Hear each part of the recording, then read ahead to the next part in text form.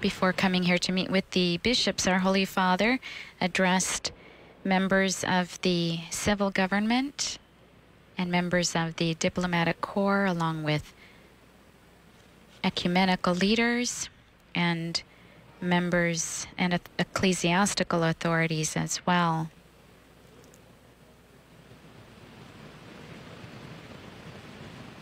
This is Pope Francis' 26th apostolic journey, but he's primarily here in Panama for the 34th celebration of World Youth Day.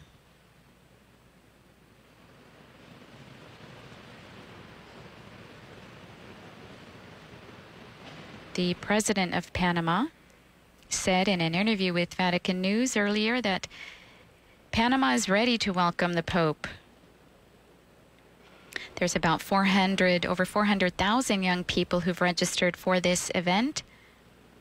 And President Juan Carlos Varela Rodriguez said that preparations to host the event kicked off on the 31st of July in 2016 when Pope Francis wrapped up World Youth Day in Krakow with the announcement that Panama City had been chosen as the next venue for World Youth Day. And the president describes his people as noble and hardworking, full of faith and hope. And he said that since 2009, when the country was preparing to celebrate the 500th anniversary of the establishment of the first Catholic diocese on the American continent, that many began to dream of the possibility of a papal visit to Panama. That dream now coming true.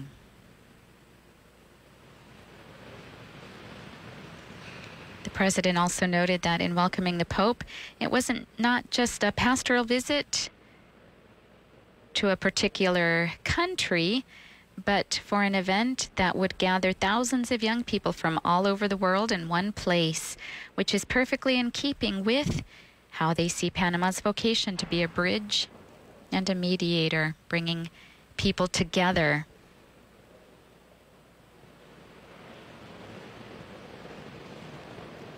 And we also heard in the president's address to Pope Francis, and also Pope Francis addressed this idea of Panama being a bridge between nations and cultures, which, as the president said, is a starting point for Pope Francis' message that he will bring here to Panama, which will then be transmitted to all the corners of the earth to the young people who are awaiting the Pope's message.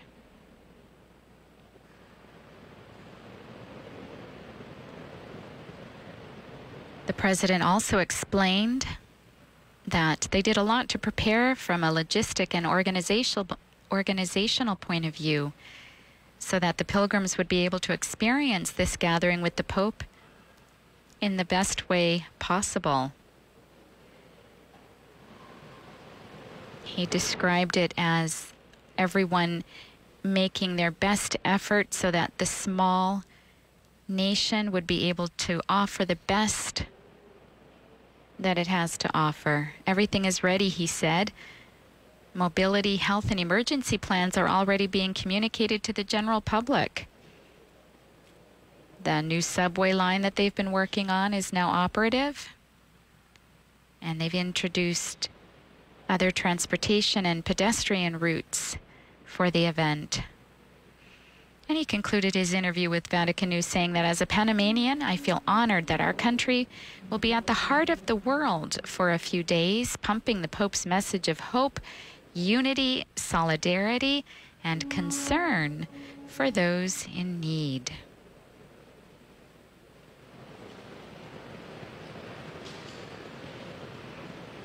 Our Holy Father here still meeting with the bishops of Latin America, of Central America rather.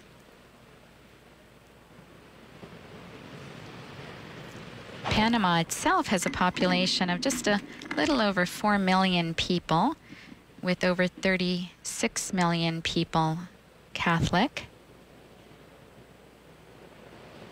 There are 8 dioceses, and there are 194 parishes with another 164 other types of pastoral centers, which means there are about 10,000 Catholics for every pastoral center that's available in Panama.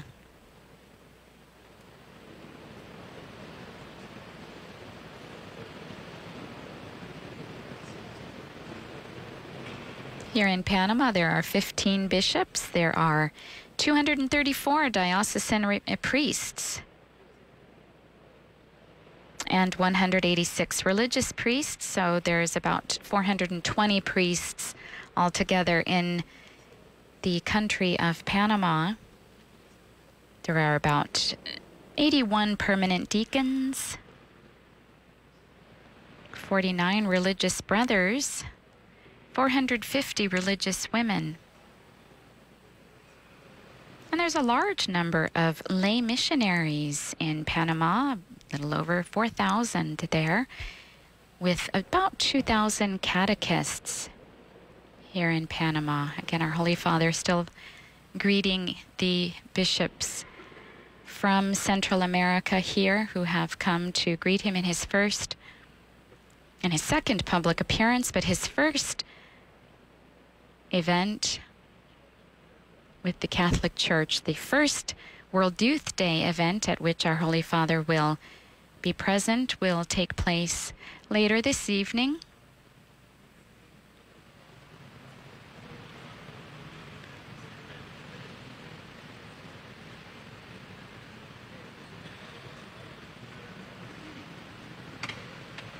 The official opening of World Youth Day began on Tuesday evening with a Mass, which was presided over by Archbishop Ulloa of Panama City.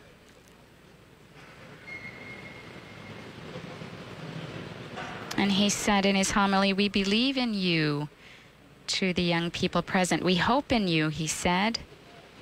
"The change and transformation that humanity and the Church requires are in your hands."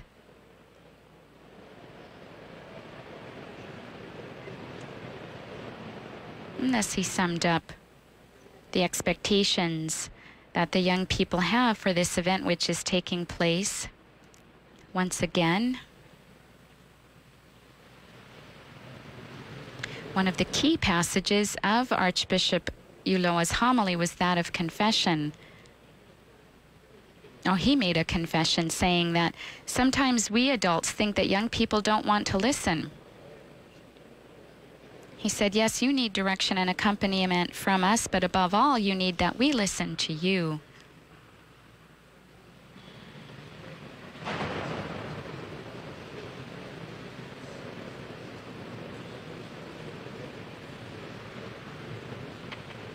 He encouraged the people, the young people present, to go against the flow, encouraging them to try to live a holy and transformed life.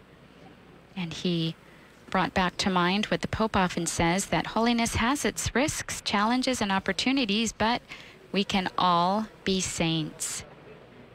And then he gave them a definition of what holiness is. A saint defends migrants, seeks justice, prays, lives, and loves their community, is joyful and has a sense of humor, always struggling, getting out of mediocrity, living the mercy of God, and sharing with their neighbor. So our young people, from the very beginning, being encouraged to fully engage their life as Christians, which, as we know, commits us to a life of holiness.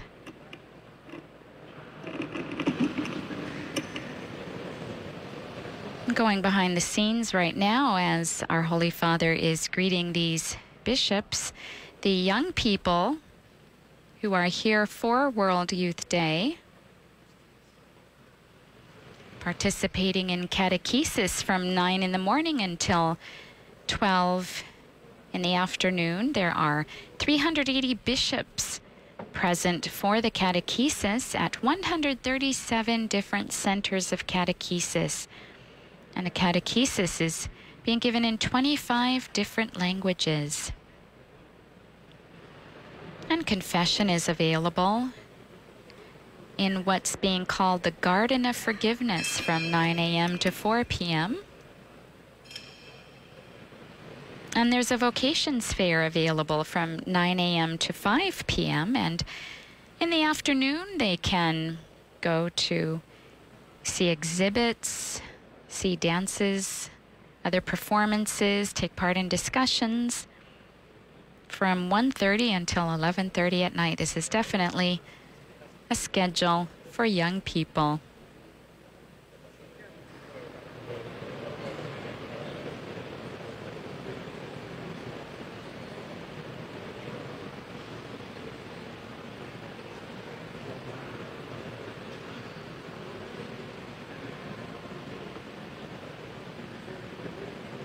Holy Father, taking time to practice what he just preached, and that is to listen to his bishops.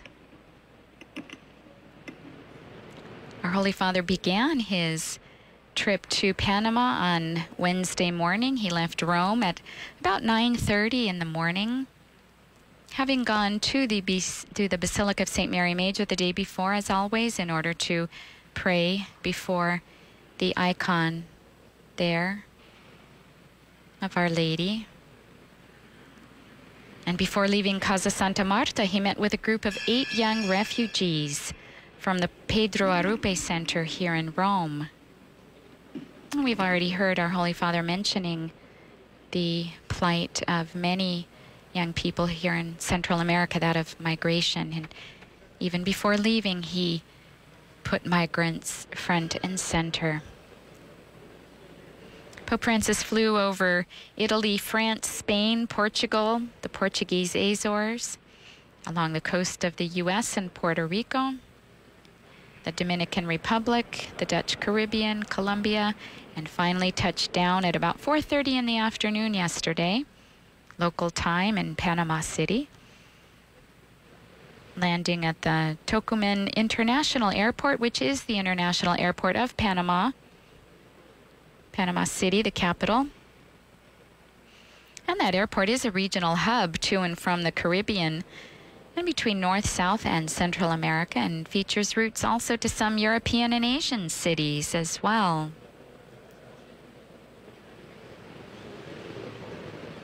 And as is the custom, the Holy Father sent a telegram to each head of state as he passed over each of those countries.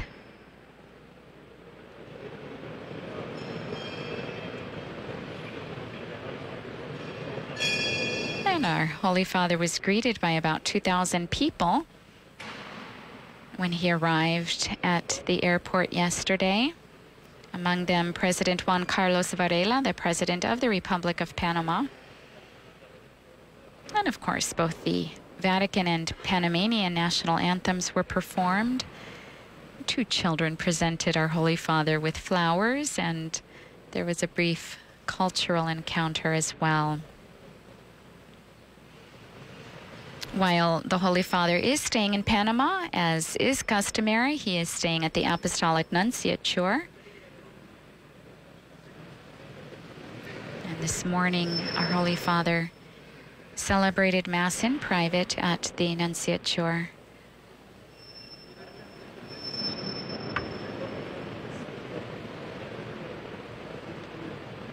He then went to the Presidential Palace, where he greeted the President in private, and then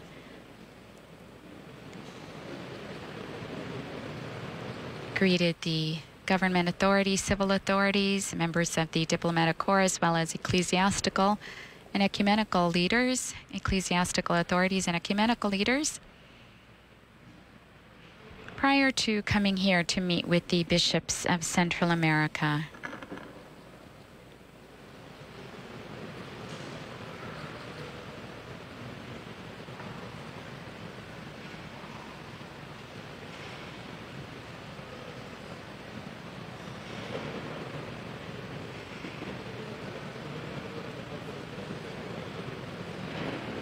Our Holy Father now being seated with the group of bishops so that they will be able to take a photo together.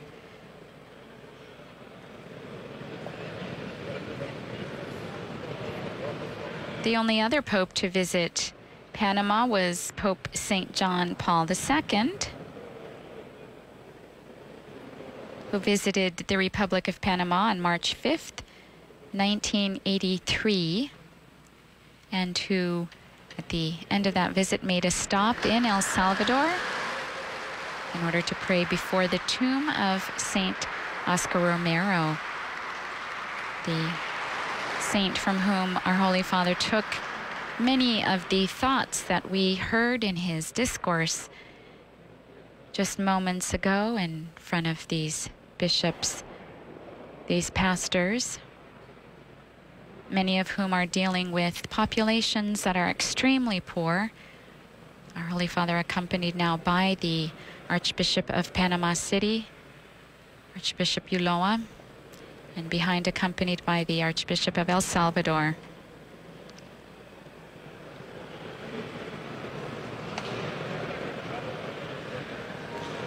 This now brings to an end our live coverage of the meeting of Pope Francis with the bishops of Central America in St. Francis of Assisi Church.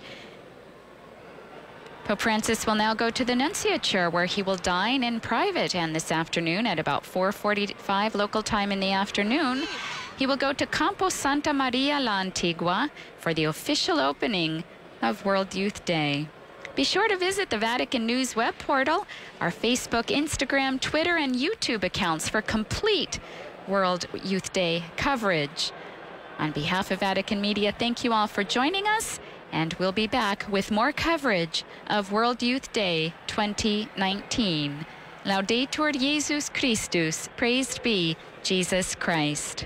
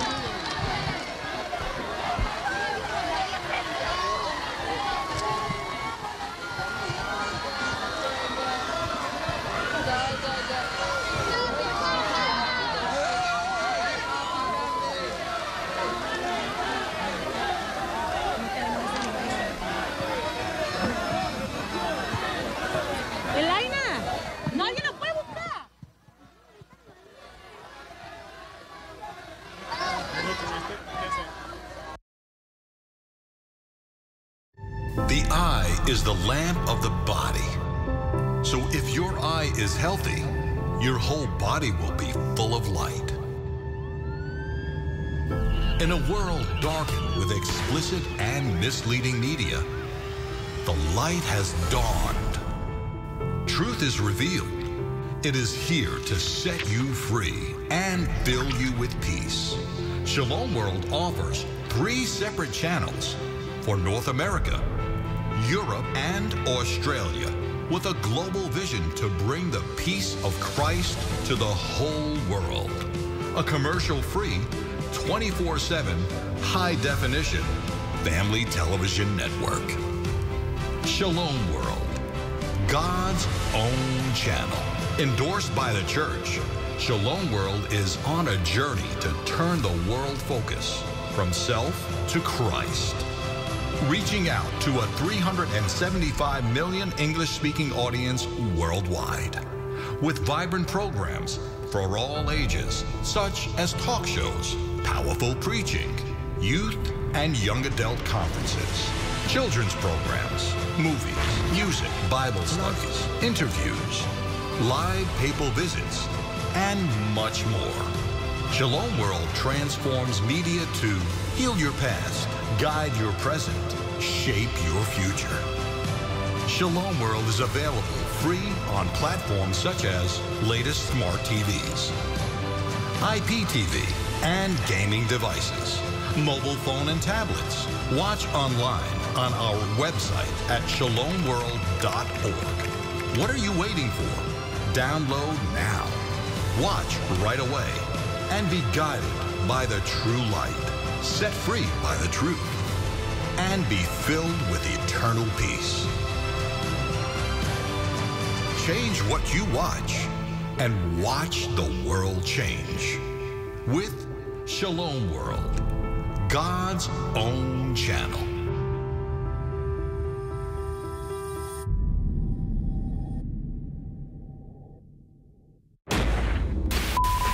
Are you looking for life-changing entertainment? Does what you see on most channels leave you feeling unfulfilled? Well, look no further. Shalom World TV brings the peace and joy of Jesus Christ to you, whether at home or on the go. To start watching, you don't need antennas, cable connections, or a dish. You probably already have what you need if you have a smart TV, such as a Samsung, LG, or Panasonic, or if you have one with an Android, Opera, or Roku TV operating system.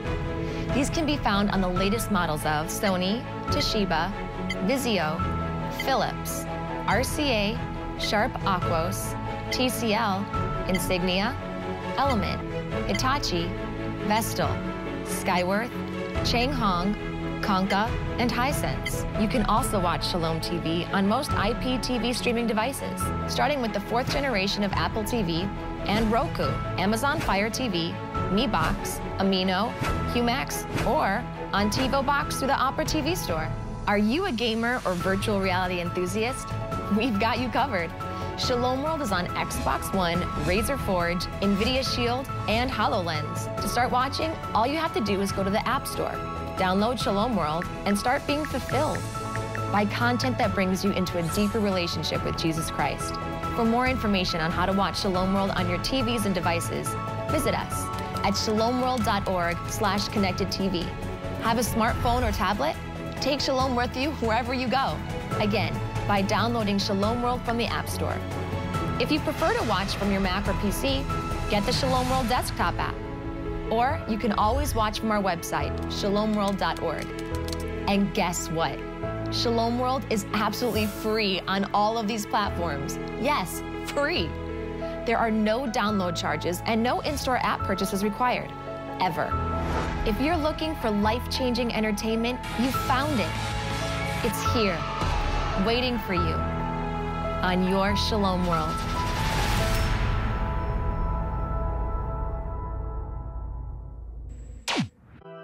Some days shine like the sun. Others are as dark as the ocean deep. Some days we know who we are, whose we are, and where we belong. But other days we feel abandoned and alone. Christ's light dispels all